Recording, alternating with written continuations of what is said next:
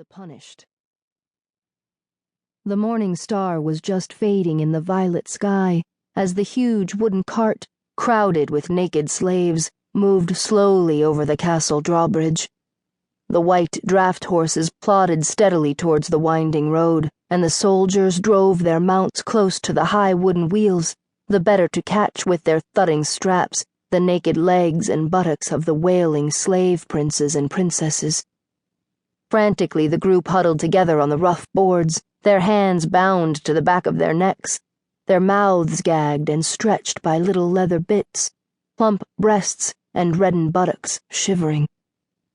Some, in desperation, glanced back at the high towers of the darkened castle, but no one was awake, it seemed, to hear their cries.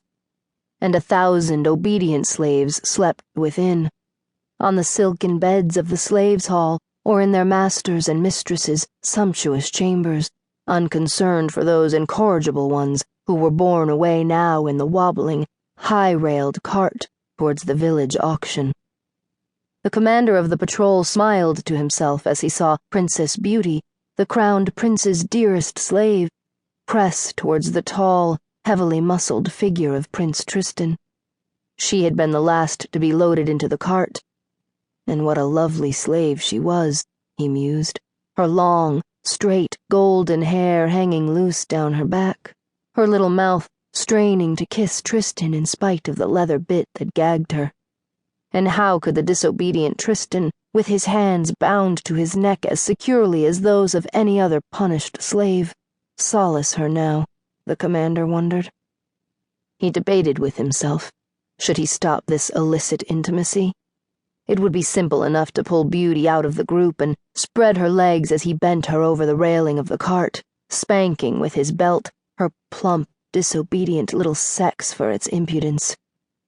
Maybe Tristan and Beauty both should be set down on the road and whipped behind the cart to teach them a good lesson.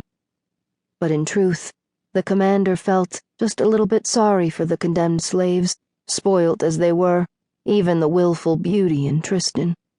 By noon, they would all have been sold from the block, and during the long summer months of village service, they would learn plenty. The commander rode alongside the cart now, catching another succulent little princess with his belt, punishing the rosy pubic lips that peeped through a nest of glossy black curls, and he plied the strap all the harder when a long-limbed prince sought gallantly to shield her. Nobility, even in adversity, the commander laughed to himself, and gave the prince exactly what he deserved with the strap, all the more amused when he glimpsed the prince's hard and writhing organ. Well-trained, the lot, he had to admit, the lovely princesses with their nipples erect and faces flushed, the princes trying to conceal their swelling cocks, and as sorry as the commander felt for them, he couldn't help but think of the glee of the villagers. All year the villagers saved their money for this day, when only a few coins would purchase, for the whole summer long, a pampered slave who had been chosen for the court, trained and groomed for the court, and must now obey the lowliest kitchen maid or stable boy who bid high enough at the auction. And what an enticing group they were this time. Their rounded limbs, still fragrant with costly perfume, pubic hair still combed and oiled, as if they went to be presented to the queen herself, and not 1,000 leering and eager villagers. Cobblers, innkeepers, merchants awaited them, determined to exact hard labor for their money, as well as pretty looks and abject humility. The cart jostled the crying slaves, tumbled them together.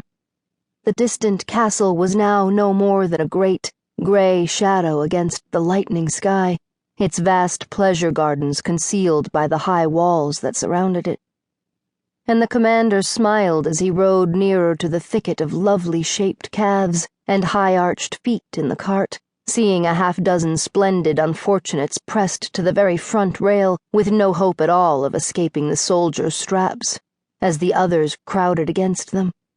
All they could do was squirm under the playful assault, baring hips and backsides and bellies again to the sting of the belts as they bowed their tear-stained faces. It was a luscious sight indeed.